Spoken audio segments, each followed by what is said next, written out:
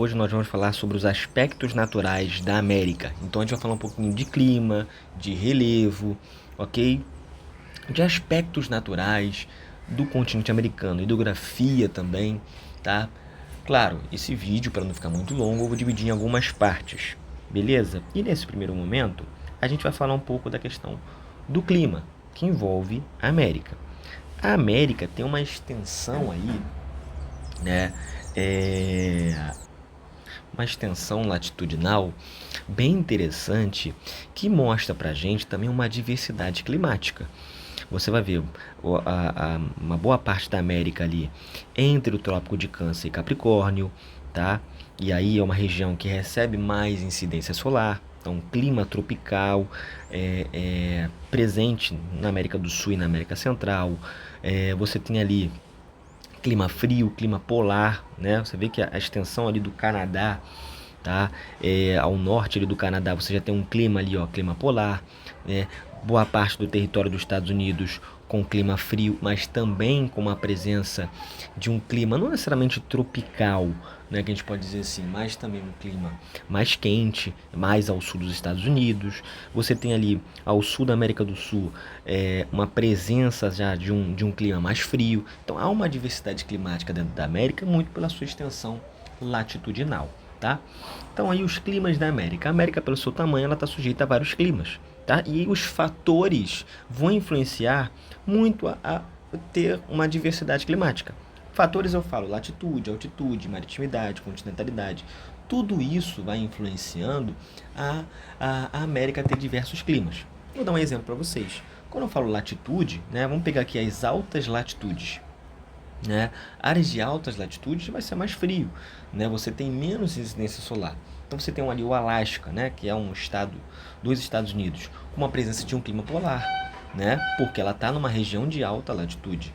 Agora, em regiões que têm uma altitude considerada, né? Mais alto, mais frio. Temos ali o exemplo de Potosí, na Bolívia, com frio de montanha. E lá também tem a questão, né? De dificuldade para respirar por conta da altitude, né? Você tem menos moléculas de oxigênio presentes. Tem a questão da maritimidade, né? Regiões mais perto do mar, mais umidade, então a chance de ter mais chuva. Temos aí o clima tropical litorâneo no Rio de Janeiro, certo?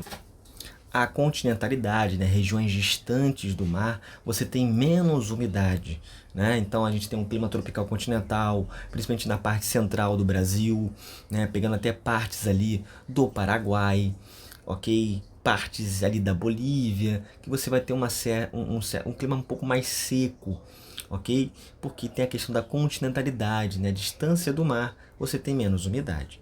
E outros fatores, né? A vegetação e a radiação solar, elas também vão gerar uma influência num clima de determinado local, né? Porque a vegetação tem um processo de evapotranspiração de uma floresta, né? Mais a radiação solar intensa ali, a gente pode pegar a região amazônica, com clima equatorial.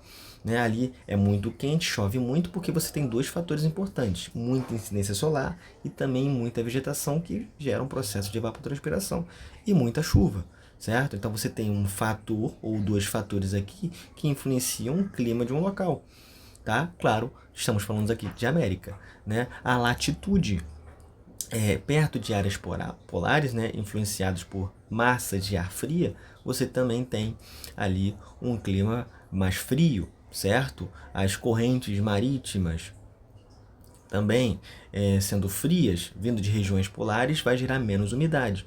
E aí você tem chuva, e chuva nas regiões próximas a aquela corrente. Então, por exemplo, uma corrente fria, a água demora a evaporar, e aí uma região que é próxima a correntes frias tem menos chuva. Tá? Agora, onde a corrente é mais quente, você tem a possibilidade de ter mais chuvas. Ok? Aí eu tenho um exemplo ali, a corrente de Humboldt, que é uma corrente fria, ela ajudou a gerar o deserto do Atacama, em um clima desértico, porque ela é uma corrente fria que nasce lá no sul da América do Sul, vai passando pela costa do Chile, e é uma água muito gelada, demora o seu processo de evaporação, tá? Melhor dizendo, e aí você tem menos chuva, né? Isso também influencia ali boa parte do clima do Peru, né? Você tem dois fatores importantes, não só a corrente fria, a corrente de Humboldt, também é conhecida como corrente do Pacífico, mas os Andes também não deixam passar umidade, tá? Então ali, ó, e sendo quente, gera fortes chuvas e até mesmo furacões. A corrente do Golfo no Caribe, né, ali já é uma região que recebe muita incidência solar, você tem a presença de águas quentes, de correntes quentes ali se formando, que passando de 26, né, graus ali, 27 graus, você tem um ingrediente muito importante na formação de furacões, tá? Então a gente viu aqui fatores que influenciam nos diversos climas da América, beleza? E aí eu botei até exemplo de lugares aqui na América, que é o nosso foco, nosso objetivo, né?